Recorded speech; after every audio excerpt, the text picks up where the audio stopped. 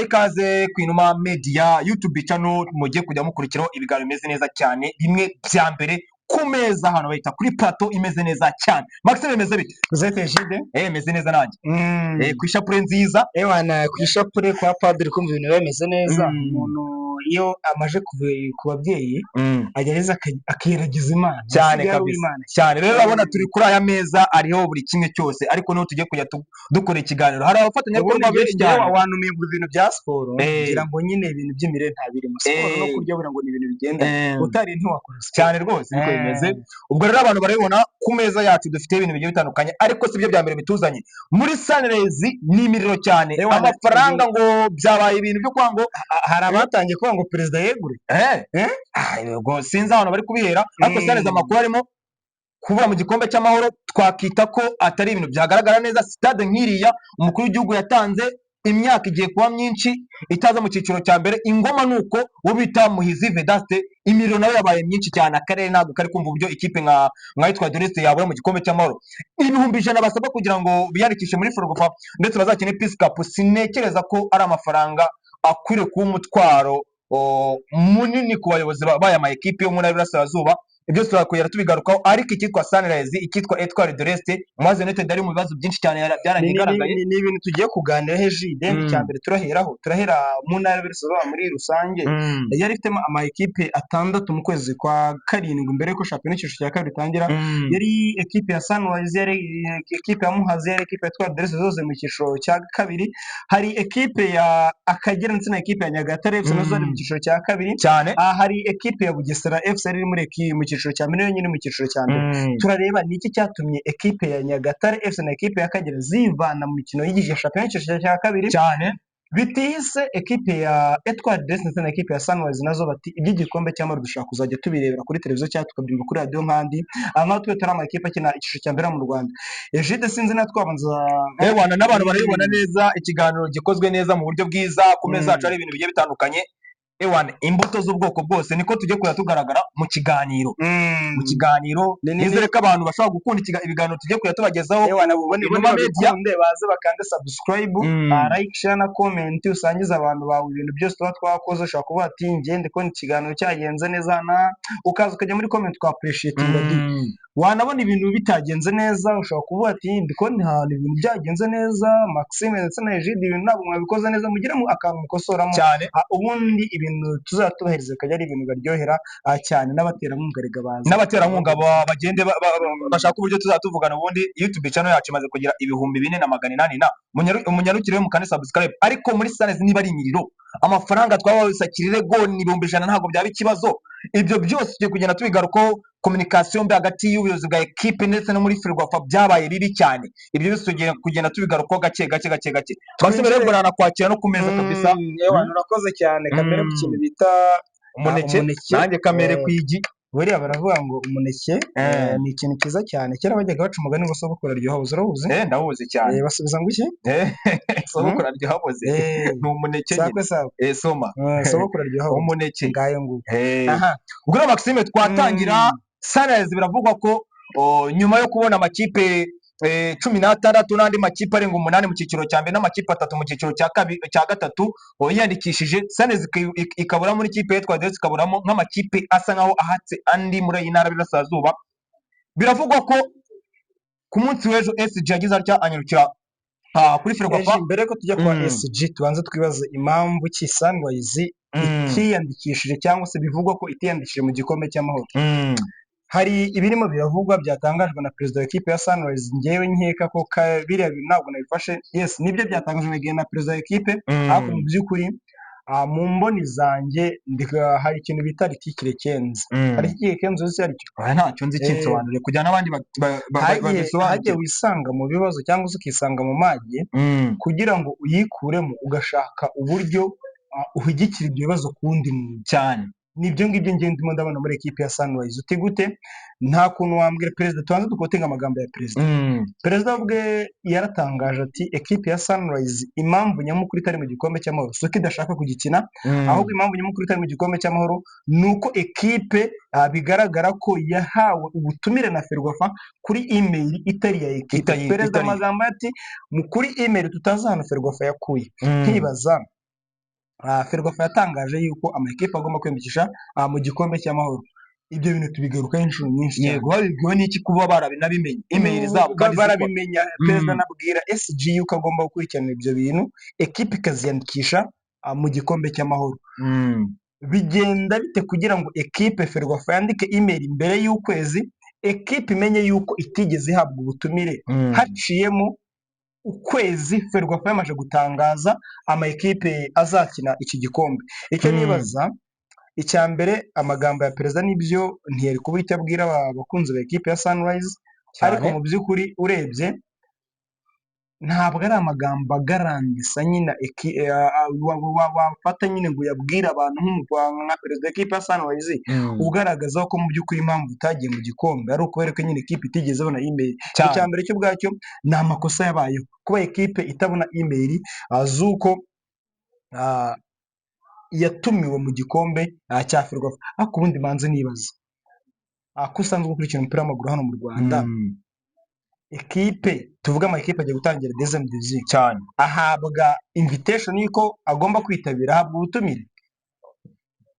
ubundi akenshi kubera shampiyona icyiciro cya ubutumire bwa mbere bubaho nuko ukabona karambere yasohotse. Oya ntabwo ababamanje inama hamanza kuba inama zihuza ubuyobozi bw'ama ekipe icyo bazagenderaho ibizasabwa kugira shampiyona igende neza, ariko bakavuga ngo byose babizi. Ibindi bintu ekipe isabwa na Ferwafa, ko Ferwafa ibimenyesha ekipe ibyo bintu, ekipe ibimenya gute? Bayisubiza kuri WhatsApp. Oya ntabwo ari WhatsApp, ni email. Uko biri kose bakoresha email. Iyo email basanzwe bakoresha kugira ngo bakommunicating na Ferwafa cyangwa se bashaka kugira ikintu badepoza muri Ferwafa, byagenze gute kugira ngo Ferwafa yibeshyeho nijya gusubiza ku gikombe cy'amahoro ubone ko nyine aribwo haje n'ikosa? Sinzi yenda Egide, njye nkunda kuvugisha ukuri, dukomurusyo dukome n'ingasire tugaragaza ikibazo kiri kuva muri ekipe ya Sunrise, turebe se ikibazo koko ni email cyangwa email yaje nk'ikintu cyo gushakiraho nyine ikibazo kandi mu by'ukuri atari ikibazo. Mu Rwanda hari akantu katubyegeye kuri Sunrise yagigitse kuri Ferwafa, yageze kuri Ferwafa. turaza kuza kubakiniramo yego kumva mu kanya kantu ka perezida. Yego Maxi, wenda bitari ibyo ngibyo, ni ukuvuga ngo ama ekipe menshi y'Iburasirazuba ikintu agomba kumenya, umukoro wa mbere bafite amakipe y'Iburasirazuba yahawe stade n'umukuru w'igihugu.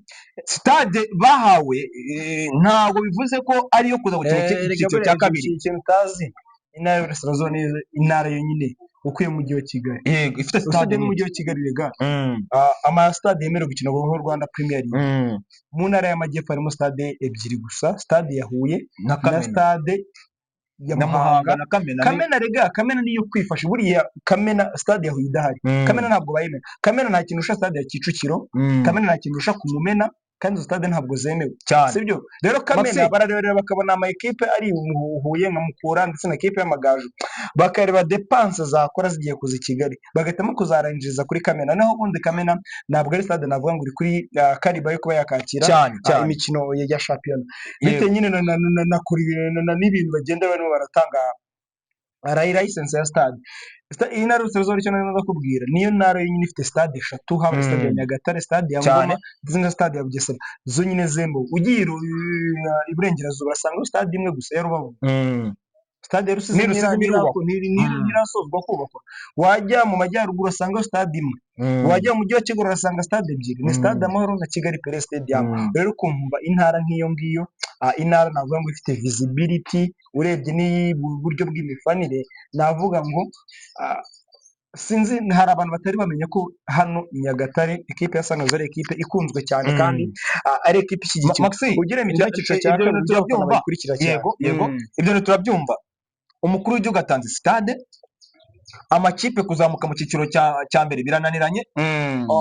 Peace Cup igikombe cy'amahoro birananiranye kukitabira. Ikintu cy'ibanze cya mbere ni 100,000 twavuga ko byabuze, ariko tugiye mu mujyi kwa ngo aya makipe y'Iburasirazuba icyitwa imiyoborere kutagenda neza bipfira mu buyobozi bw'akarere, mu buyobozi bw'ama ekipe kugira twihutishe n'iminota. Tukiri mu buryo bwa competition, ekipe ya Sunrise simvuze ngo yabuze 100,000, ahubwo ishobora kuba yagize abajyanama babi. Sibyo perezida yatangaje uyu munsi, ariko n'umwaka ushize Sunrise ntabwo yakinishije igikombe cy'amahoro. Bivuze ko batagetingaga ko kujya mu gikombe cy'amahoro byakongera imikino navuga ngo byakica kompetisiyo bari barimo yo mu cyiciro cya kabiri bigatuma babura tike wati reka dukonsantratinge ku kiri shampiyona ya deuxième division ubundi ekipe tuyizamure babonye byanze nibwo bavuze ati ibi bintu wa mugani tubona ko nabyahombye kaduhindure ekipe yacu reka gukina igikombe cy'amahoro nabwo uno mwaka nyeke ko mu mboni zanjye ndakeka ko perezida nabo bafatanyije n'abamugiriye inama babonye ekipe ya Sunrise ishobora kutazazamuka uno mwaka bagahitamo kuyikura mu gikombe cy'amahoro kugira ngo babone uko bazakora bazagira kompetisiyo cyangwa se uko bazategura neza shampiyona y'icyiciro cya kabiri ku rundi ruhande ukabona ko ari ibintu nyine biri disadvantage ku mufana biri na disadvantage kuri ekipe niba uri ekipe yo ko mu by'ukuri ishaka kuzamuka mu cyiciro cya mbere ukaba uzi ko nyine ibintu byawe bimeze neza igare ko ugomba gukompetinga n'ama ekipe navuga ngo ari ku rwego rurenze urwawe niba uzi ko ama ekipe yo mu cyiciro cya mbere arenze ama ekipe yo mu cyiciro cya kabiri kugira ngo wizere neza ko uzazamuka mu cyiciro cya mbere fata ama ekipe yo mu cyiciro cya kabiri bafate nka underdog ndamutse nyine na ekipe yo mu cyiciro cya mbere tuvuge ntutomboye APR ariko ushobora gutombora ekipe nka Gorilla ni ekipe nziza cyane yo kwipimaho nka Gasogi ushobora gutombora nka ekipe nka Marine ni ekipe iri ku mwanya wa kabiri muri shampiyona iyo ekipe yitomboye ukaba wayitsinda bikongerera icyizere cyo kuvuga ngo ekipe uzahura nayo yose mu cyiciro cya kabiri uzayitsinda kubona ko ari ibintu n'ibintu twavuga ngo ku karere ni icyasha bibaye koko badakinya igikombe cy'amahoro n'ikindi cya kabiri cyo kwibaza Sunrise ni ekipe yagaragaje ko byibura kompetisiyo mu cyiciro cya kabiri hari icyizere ariko icyizere nawe gituruka ku icyizere nacyo kiragoye reka nkubwire yego kabisobanura muri ubu buryo hari project bihaye iyo project ariko ifite uko yubatsemo iyo project isa nkaho kuyubaka iyo project ije monde ifite ize karite ni ukuvuga ngo ekipe ya Sunrise mu buryo bugaragara ni ekipe ubonaho imikoranire hagati mu nzego itagenda neza kominikasiyo kuba itagenda neza bigira ingaruka ku mufana bikagira ingaruka ku muturage kuko ikipe ya Sunrise ibaye ku bw'imisoro y'abaturage ba Nyagatare ikipe ya Etoile de l'Est ibaye ku bw'imisoro y'abaturage b'Ingoma n'abandi bantu bayifasha ababizi neza ikipe n'iy'abaturage ikipe niba ari y'akarere ka Nyagatare ifashwa n'akarere ka Nyagatare navuga ngo sponsorship yayo 100% ni akarere ka Nyagatare n'akarere ka Gatsibo ngo iyo ekipe niyo guhereza umuturage ibyishimo ntabwo ari guhereza umuntu runaka uyoboye ibyishimo niba umuntu runaka rero uyoboye we mu mboni izabona ko nyine ibyishimo atari yo ntego cyangwa se ibi nibyo ekipe kuzamuka muri Premier Division mu cyiciro cya mbere byaba ari byiza ariko se biramutse wanze gukina icyiciro cya Peace Cup wari kuzagira chance umufana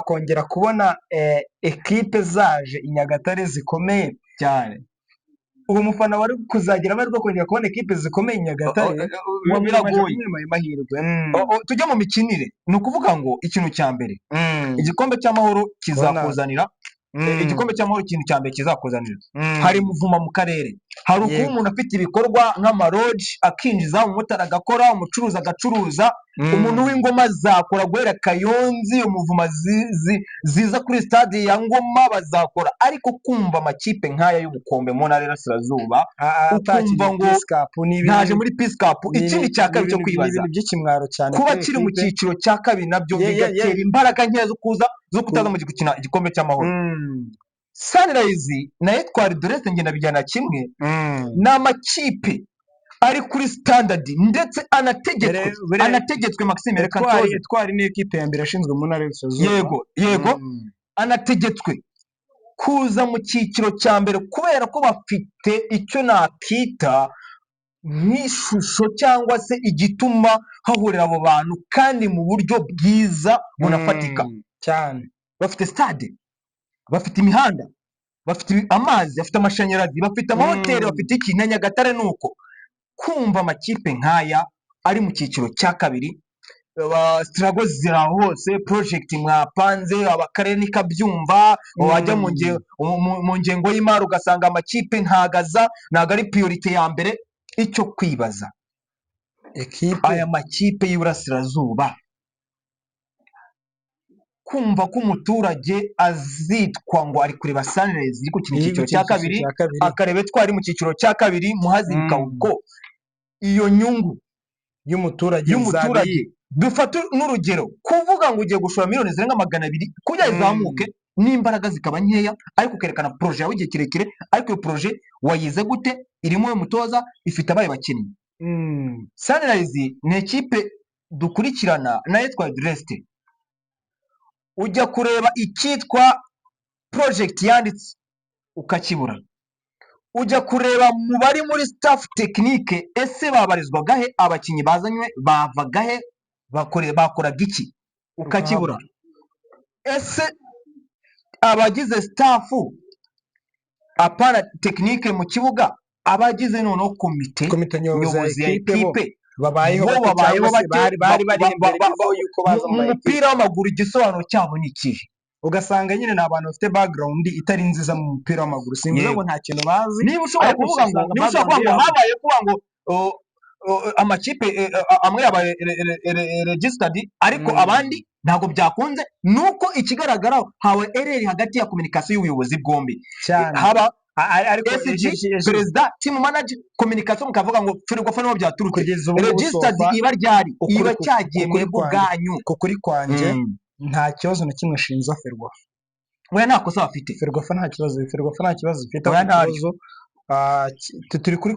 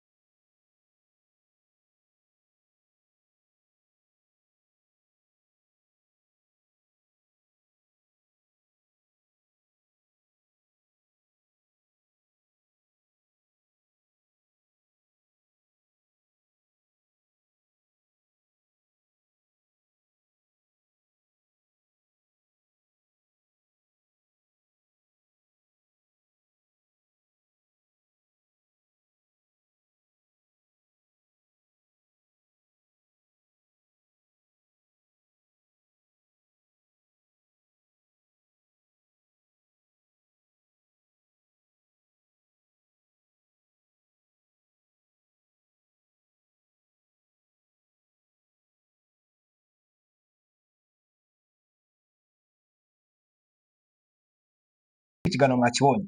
Ciao ciao, mugire umunsi mwiza inshallah.